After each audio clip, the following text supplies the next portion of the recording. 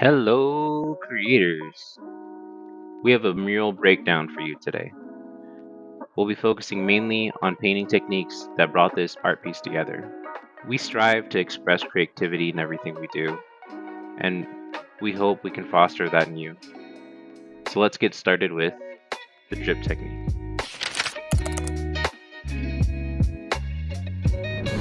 So here's a quick example of what we're going to be talking about. First, you have to make a watery wall paint by adding, well, water, right? This could be this should be like a light soup consistency, a bit runny. The paint usually has a more thick consistency. Oh, second, you'll glob what you can on the paintbrush and place a thick strip of the mixed paint along the highest section you're painting. Right here is the top of the ceiling, but you'll see that this staggered underneath other sections. Experiment and play with the brush stroke placement, the length strokes, and with how much you load your paint with. Third point here is mist water on the wet paint using a spray bottle. So more water makes bigger runs of paint down the wall. If you have paint drip a little too much, you can quickly wipe that up with a dry towel. I'd recommend just like letting it do what it's gonna do, and then we'll come back and do some cleanup work as well. You can actually do this in multiple layers too if you're not liking how vibrant it is, and you can alternate between colors to give it different types of depths. So in this mural, we want to create interest, but also cohesiveness. All these images we're about to see that we're creating actually work with one another. And so a technique that we're going to be using in this mural is what I'd call the painting texture, not medium texture, and blending. We want to inset this image. This is a background, so that way we can make the foreground really pop. Let's start with one of two concepts for this approach, soften and transition. So Rachel will be using two tools for this, but the approaches are similar. Softening the background to set the picture in. This will help it look further in the scene and reduce the busyness of the drips and colors.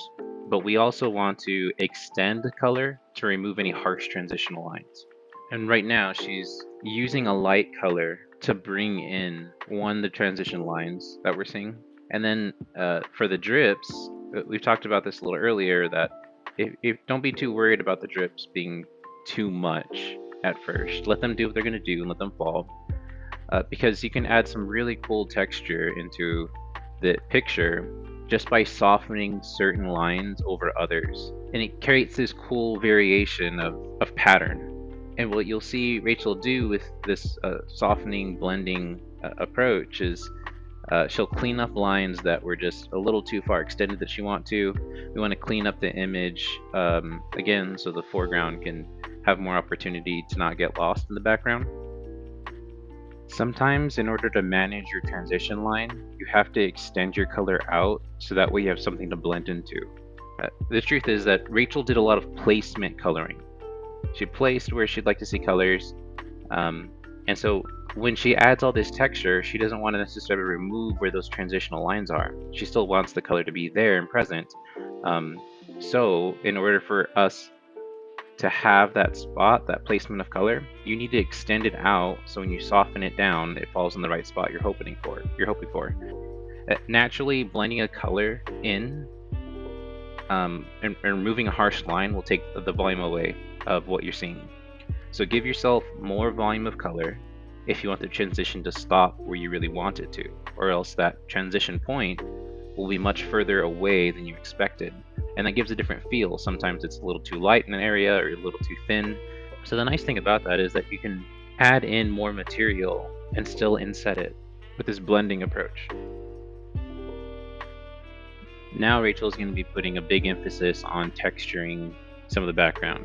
So using that background color in order to give it some interest and depth when she removes some drips with the background color and leaves others with a high contrast. Here Rachel's going back to the drip technique, but using white paint inside the water bottle so the mist comes out with a faded white to give it almost like pits in the image. Another approach that gave the mural some variation in with texture is the dirty wash. So let's go back to that and just break that down. Similarly to the drip technique, we're working with wet paint here, brushing on quite a bit of material, spraying it with a water bottle, and then using a wet sponge in order to spread the paint around. If you're seeing a bunch of brush strokes or sponge strokes as you're working with it, keep watering it down to remove those and working the material in. This is a pretty handy approach to get a lot of coverage with little paints and add some variation into your background. And I know Rachel will be super excited to talk about this next texturing part, and that's using the sea sponge in order to give some more interest here in the picture, changing between different colors of blue and layering that in on top of each other. Jasmine was able to pick up this approach too. Just it was cute. Yeah, it was adorable. But starting in from a base and then spreading out and thinning out as you go out. One technique that I thought was absolutely awesome and I think deserves a breakdown is the scraping technique, or the cardboard scraping is what I would call it. Don't know where Rachel came up with this one, but she was going with the idea of generating or creating waves. Since she was starting to see this blue, water, earth, forest was becoming the theme at this point. So material she's using, a piece of cardboard that you get from like an Amazon box, white paint, two different types of blue paints, a water bottle with a light mixture of white paint in that as well, and then starting from the bottom and working her way up to create a wave motion. She'll lather on different types of blues stacked on with the white, wet that so it spreads pretty well. And if it's not spreading as well as she'd like, coming in, you'll see her spray more water on and then continue a wave. The consistency you're looking for is a water color type. When the paint's too thick, you get a sticky, dragging material that's difficult to work with, where you really want to be able to smear the paint, and so a water consistency works better for that. This is a free-flowing thing. Don't feel like we're trying to get this right or she's trying to get this right. The general wave is what she's going for, and a certain amount of like color, volume, vibrancy is what she wants to illustrate here. The motion to capture is the most important piece, I think. There's actually two motions Rachel's using to spread the paint. One where she's pressing the paint up against the wall as she moves the cardboard along the wall. So she'll try and get the cover or the paint to spread as much as possible by leaning it forward. And the more common one she's using is like scrape up away from the wall from the point she starts.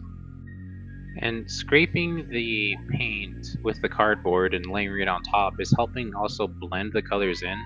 All of this paint is still wet. It's very malleable, if you will. It's open to changing color very easily, shifting, blending, mixing these paints together. While it's wet, it's much easier to have a swirl of colors go on.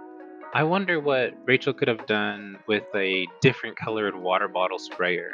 Right now she has white, but what if it had blue in it or a brown? That would be pretty interesting to see. Of course, she's adding more flair here with excited part Rachel's looking forward to, being able to splat paint on a wall. It looks like it's just throwing paint, but funny enough, there's like two different techniques there with throwing versus flicking. They give different looks when you get the paint on there. I saw her doing both. Oh, and there's also finger smudging or finger painting on the wall too. She's doing a mix of those things. Her mom really likes that look, so naturally Rachel added it.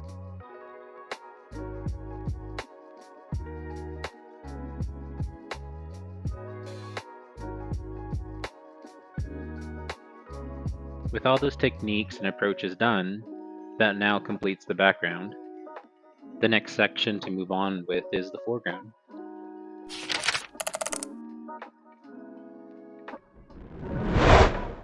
what I've learned from Rachel is the details and number of layers that you put in really add to the quality of what you're looking at. The different variations is what really makes something really stand out. Rachel is really trying to find her proportions right now. What size of plants or leaves make sense for the whole space here? She has a reference image that she's looking at to get an idea of the style that she wants. She'll typically freehand and is freehanding in leaves and bigger pieces and whatnot. This is still kind of more of an abstract feel. It's not the realism stuff that she tends to go to more. So this is her branching out. The again, proportions is what she's working on right now, trying to make sure that it fills the space really well, adding in different types of plants, again, to create interest, then playing with the different vines to connect one plant to another or position them. What you'll see her start from is the outline of the leaf she's creating or the plant. Then she'll fill it in because she's really trying to figure out how she would like the sizing to be before she commits to filling it in. When you have a brush with very little paint, it's easy to create like a sketch or a quick little outline with less commitment. And then if you don't like it, you can create a bigger shape or compensate in a different way in order to place that leaf or that plant there. Now that I covered, I think, most of the techniques that were used in this mural, I want to see if Rachel has any kind of insights for you guys. So, Rachel, what do you got? So normally I would make lines cleaner or not let things drip, but because I'm going with a drip mural, I'm letting the paint do what it's going to do. I'm letting it drip. I'm letting it be messy. I'm not cleaning up lines because that's what this is. So if you're a perfectionist who likes realism, if you have a client or are trying to branch out, tame your perfectionism and let it do what you wouldn't naturally let it do. Because some of these areas where it looks messy or drippy or whatever, or maybe you even make a mistake, like you put a line where you didn't want it, just leave it, because there are styles out there that allow that to happen. Just let it mimic it somewhere else and it'll look intentional and it can still look good. But if I were doing a realistic mural, that is not something I would leave there. I would fix it, I would cover it up, I would straighten it, I would make every line perfect. But that's not what this mural is. It's a more roughed in type design, which is faster to paint, but it's also like something you have to die to your natural tendencies to if you are more of a realism person. So it does make you branch into more areas and learn more things and try new creative outlets. So I'm learning, I find it fun, but in the beginning it's a little harder because it's hard to not fix the drip or something, because that's not normally what you do. But if you can learn how to do that, you'll start realizing you do like how things turn out if you leave it instead of spend 20 minutes trying to fix one thing instead of make it intentional somewhere else or something, because you can actually make it look pretty cool. I have a few friends that might have some stories about how long I'll take to make something look perfect, even though not too many people will even notice it.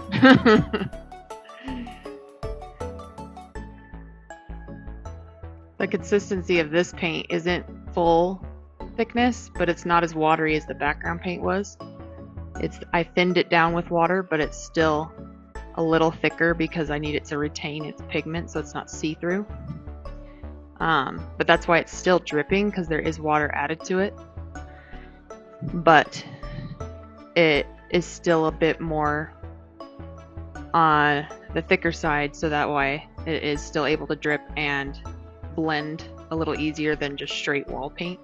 Because straight wall paint is pretty thick and it takes a long time to lay down on a wall. So this is allowing it to flow and mix a lot smoother.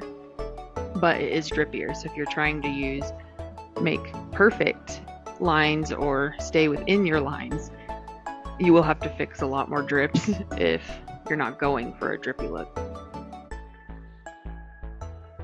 The reference image I'm using is kind of very similar to a watercolor image, but It comes out differently when you're trying to do a watercolor image on a wall that's standing straight up. It's gonna flow downward versus pool on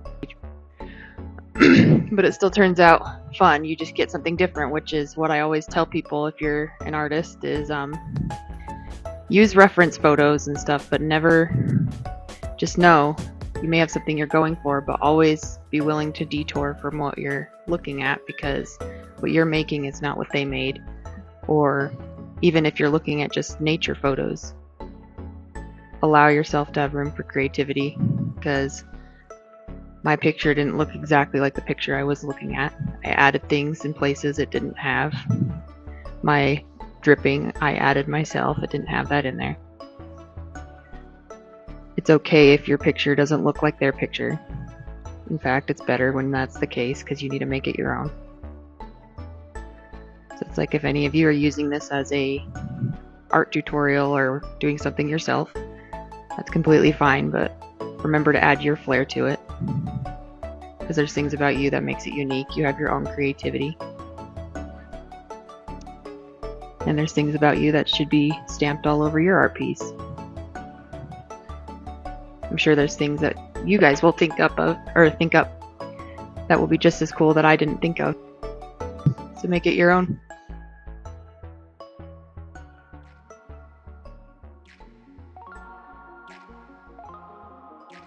Thank you, creators and friends, for making it this far in the video.